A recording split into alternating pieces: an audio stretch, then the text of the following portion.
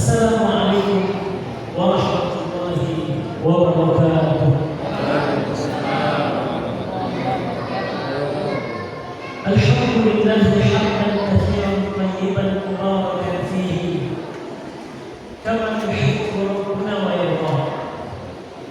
Wasyukru lahu ala ma awla min ni'amin sabiqatin wa aslam. Ahmaduhu hamdan yaliqu bi jalali wajhihi al-karim wa 'azimi sultanihi. Asyhadu an la ilaha illallah wahdahu la syarika lah wa asyhadu anna Muhammadan 'abduhu wa rasuluh. Allahumma shalli wa sallim wa barik 'ala nabiyyina Muhammadin wa 'ala alihi wa ashabihi wa man tabi'ahum bi ihsan ila yaumiddin. Amma ba'd. Yaqulu Maula 'azza wa jalla fi kitabihi al-karim. A'udzu billahi minasy syaithanir rajim. Bismillahirrahmanirrahim. Wa idza sa'alaka 'ibadi 'anni fa inni qarib ujibu da'watad da'i idza da'an falyastajibu li wal yu'minu bi la'allahum yarshudun. Sadaqallahu azim. Kaum muslimin muslimat rahimani wa rahimakumullah. Tidak ada perkara yang lebih penting dalam kehidupan kita kecuali perkara keimanan. Karena iman sebesar-besarnya dalam diri seorang hamba itu jauh lebih baik dibandingkan dunia beserta isinya. Sekali lagi, iman sebesar-besarnya dalam hati seorang mukmin itu jauh lebih baik dibandingkan dunia beserta isinya. Karena iman dan Islam ini adalah puncak dari semua karunia yang Allah Subhanahu wa taala berikan kepada hamba. Dan hanya hamba yang terpilih yang diberikan iman Islam. Kita belajar dari kisah paman Rasul yang bernama Abu Thalib, paman yang dicintai oleh Nabi Muhammad SAW, paman yang disayang oleh Nabi Muhammad SAW. Betapa tidak, sejak usia Nabi Muhammad 8 tahun, seketika kakek yang bernama Abdul Muttalib, Rasul diasuh, dibesarkan, dijaga, dididik, dibela oleh pamannya yang bernama Abu Thalib. Bahkan ketika Rasulullah telah diutus menjadi nabi dan utusan Allah, Abu Thalib tampil menjadi tameng pada Nabi Muhammad SAW dari gangguan orang-orang Quraisy.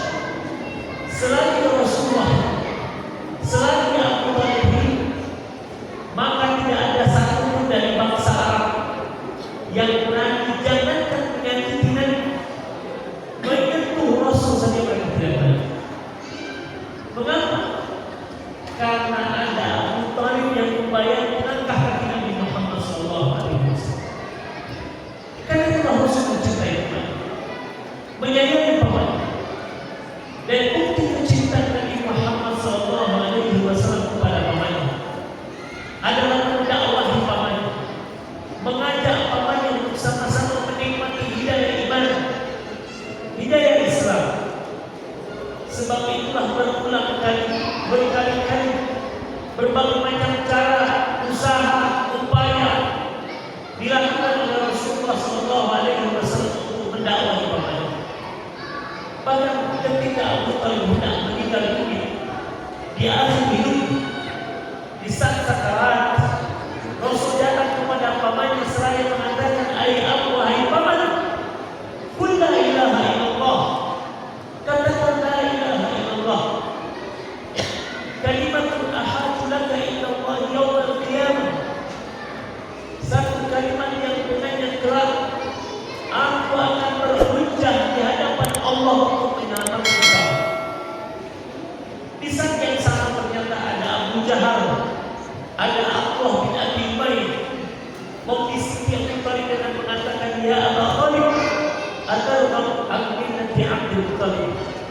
wahai Abu Thalib, apakah kau hendak meninggalkan agama Abdul Muthalib? Dan ternyata kalimat terakhir yang keluar dari lisan Abu Thalib adalah pernyataannya untuk bertahan di atas agama nenek moyang, sehingga matilah ia dalam keadaan musyrik. Nabi Muhammad bersedih, iya, tapi kesedihan Nabi Muhammad pada saat itu bukan semata-mata ditinggal wafat oleh Muhammad. Yang membuat Nabi Muhammad bersedih hati karena Rasulullah tidak berhasil mengajak umpamanya untuk menikmati hidayah iman, hidayah Islam. Dan dalam hal ini Allah Subhanahu wa taala ingin mengajarkan satu pelajaran penting kepada Nabi Muhammad SAW. Dan kita semua tentang apa? Tentang sesuatu yang paling berharga dalam hidup kita. Apa yang paling berharga dalam hidup kita? Allah Subhanahu wa taala sebutkan kepada Nabi Muhammad SAW, "Innaka la tahdi man ahbabta." Sesungguhnya engkau wahai Muhammad tidak bisa memberikan hidayah bahkan kepada paman yang kau cintai sekali. Sebab hidayah itu mutlak milik Allah dan Allah hanya memberikan kepada siapa yang dikehendaki. Dan kita termasuk yang dikehendaki oleh Allah Subhanahu wa taala untuk menikmati hidayah iman dan Islam. Yang kalau kita mengetahui akan hakikat ini, sungguh tidak ada alasan bagi kita untuk berkeluh kesah dalam hidup. Tidak ada alasan bagi kita untuk bersedih hati, karena kita telah mendapatkan sesuatu yang sangat berharga dalam hidup kita, yaitu iman dan Islam. Sebagaimana sabda Rasulullah SAW dalam sebuah hadis riwayat Imam At-Tirmidzi, Rasulullah SAW bersabda, "Tuba, alangkah beruntungnya." Siapa yang beruntung dalam pandangan Rasulullah SAW? Apakah orang dengan harta yang banyak? Apakah orang dengan pangkat dan jabatan yang tinggi? Apakah orang dengan gelar yang panjang di awal atau di akhir namanya? Ternyata bukan. Sebab dalam pandangan Rasulullah SAW, keberuntungan itu adalah liman ubudiyah dan Islam bagi sesiapa yang telah diberikan petunjuk untuk masuk ke dalam Islam. Sebab itulah kaum muslim, tugas terberat kita saat ini adalah menjaga, merawat, memelihara, mempertahankan nikmat iman dan Islam yang telah Allah Subhanahu wa taala berikan kepada kita. Sampai kapan? Wala tamutunna illa wa antum muslim. Sampai akhir. Inilah yang sedang kita upayakan di sana. Menjaga dan merawat, memelihara iman dan Islam anak-anak kita, diri kita. Sebagaimana kerisauan yang dirasakan oleh Nabi Yakub alaihissalam. Di sana Allah Subhanahu wa taala kisahkan hal ini dalam surat Al-Baqarah. Di akhir juz yang pertama Allah Subhanahu wa taala menceritakan apa kata Allah? Wa idh hadara Yaqub al-maut am kuntum syuhada idh hadara Yaqub al-maut. Tidakkah kalian memperhatikan kata Allah? Tidakkah kalian menyaksikan ketika datang kepada Nabi Yakub al-maut, kematian di akhir hidup, menjelang kematian? Idh qala li banihi, tatkala ia berkata kepada anak-anaknya, dan kita tahu ada di antara anak Nabi Yakub yang menjadi Nabi Allah Subhanahu. Tapi kerisauan Nabi Yakub meninggalkan anak-anaknya setelah ia meninggal dunia. Lihat apa yang dia katakan kepada anak keturunannya Bapak Ibu. Apakah tentang harta warisan yang akan dia tinggalkan untuk anak-anak? Apakah tentang peninggalan yang akan dia wariskan kepada anak keturunannya? Bukan. Tapi yang dirisaukan oleh Nabi Yakub alaihissalam kepada anak keturunannya setelah dia meninggal dunia adalah mata quluna min ba'di. Apa yang akan kalian sembah setelah kematian kepada Nabi Yakub alaihissalam? Ya, seorang ayah yang bertanggung jawab. Ia tidak hanya mengkhawatirkan tentang nafkah lahir bagi anak keturunannya, tapi seorang ayah yang bertanggung jawab, ia lebih khawatir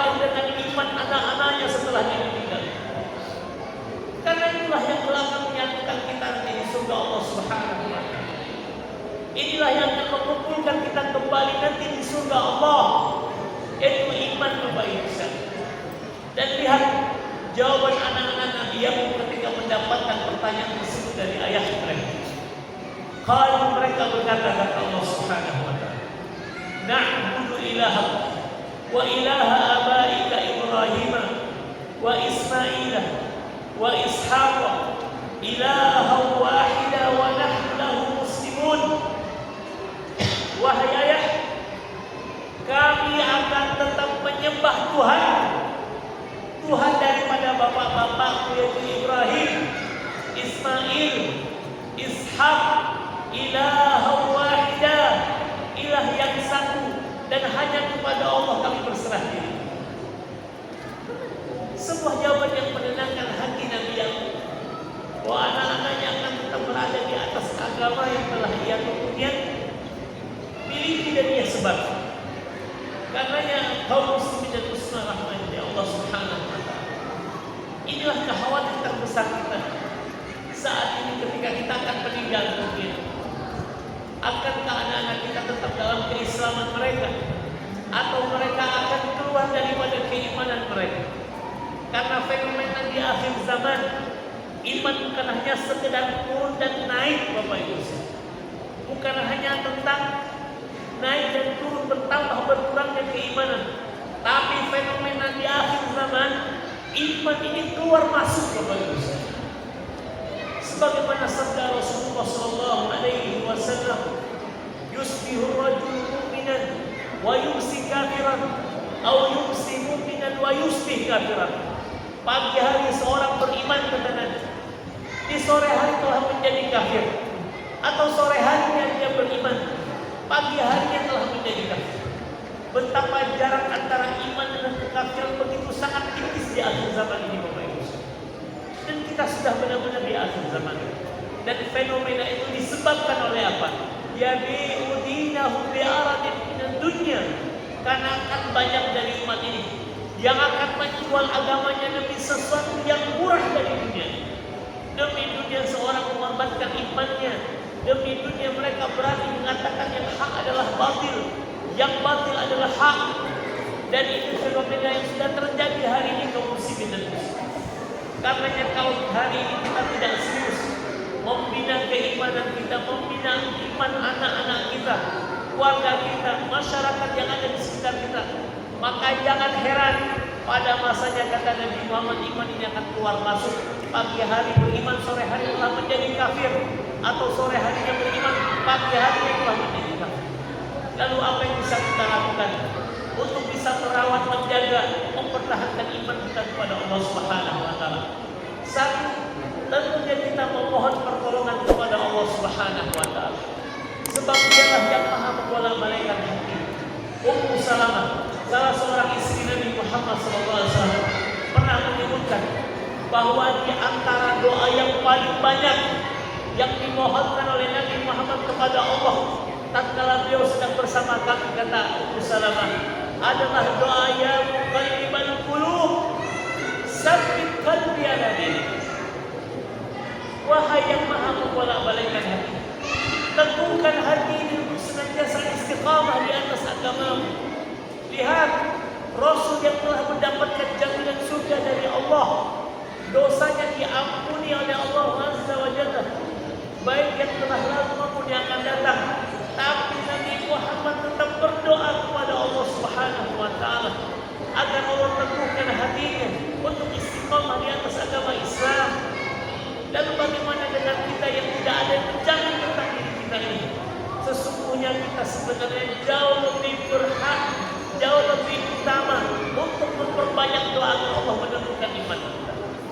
Yang kedua, kaum muslimin dan muslimat, agar iman ini terjaga, terawat, terpelihara, adalah dengan cara sebagaimana sabda Rasulullah SAW kepada seorang sahabat yang bernama Ibnu Abbas radhiyallahu anhu. Di saat Ibnu Abbas usianya masih sangat belia Bapak Ibu, di mana Rasul memanggilnya dengan panggilan ya gulam, wahai gulam. Dalam bahasa Arab, gulam ini adalah panggilan untuk anak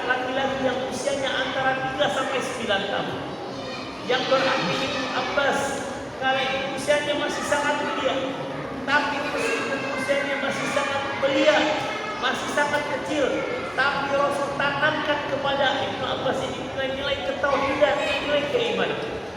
Apa kata Nabi Muhammad? Ya gulam, inni mu'allimuka kalimat. Sesungguhnya aku hendak mengajarmu beberapa nasihat. Dan salah satu nasihat yang disampaikan oleh Rasul kepada anak usia 3 sampai 9 tahun Nabi Muhammad adalah ihfazillah yahfazka. Jagalah oleh engkau Allah, maka Allah akan menjagamu. Mungkin ada yang bertanya, bagaimana cara kita menjaga Allah di saat kita yang butuh menjaga Allah? Menjaga Allah di sini bukan menjaga layaknya seorang security, menjaga wilayah yang sedang dia amankan, tapi menjaga Allah di sini adalah dengan menjaga syariat Allah Subhanahu wa Ta'ala. Perintahnya laksanakan, larangannya jauhi, yang halal dikerjakan, yang haram ditinggalkan. Bapak Ibu sekalian, sunnah Nabi Muhammad dijaga dan dipelihara. Maka dengan kita menjaga syariat Allah dalam kehidupan kita, Allah akan menjaga diri kita, menjaga harta benda kita, menjaga anak keturunan kita, dan yang paling besar penjaganya kita harapkan adalah Allah Subhanahu wa Ta'ala jaga iman kita. Karena dalam keadaan kita malas sekalipun Bapak Ibu sekalian, maka paksa diri kita untuk taat kepada Allah Subhanahu wa Ta'ala. Pilihannya hanya dua. Kita paksa diri kita masuk ke dalam surga, atau dengan sukarela masuk neraka. Mau pilih yang mana? Maksa diri masuk surga atau sukarela masuk neraka? Karena terkadang untuk taat, terkadang kita harus paksa diri kita. Kita harus mendorong diri. Dan Allah Subhanahu wa Ta'ala menyebutkan dalam sebuah ayat, walladzina jahadu fina lanahdiyannahum subulana. Dan orang-orang yang bersungguh-sungguh kata Allah menapaki jalan kami. Jalan apa? Jalan yang telah dilalui oleh Rasulullah SAW. Berupa apa jalan itu? Berupa syariat Allah, hukum Allah, ketentuan Allah, ketetapan Allah, sunnahnya Rasulullah. Dan mereka bersungguh-sungguh menapaki jalan itu. Apa yang Allah Subhanahu wa Ta'ala jamin? Lanahdiyannahum subulana. Niscaya kami akan benar-benar memberikan petunjuk dan kemudahan kepada mereka untuk menapaki jalan itu. Karena yang kaum muslim, satu, doa, minta sama Allah agar Allah teguhkan iman anak keturunan kita Bapak Ibu.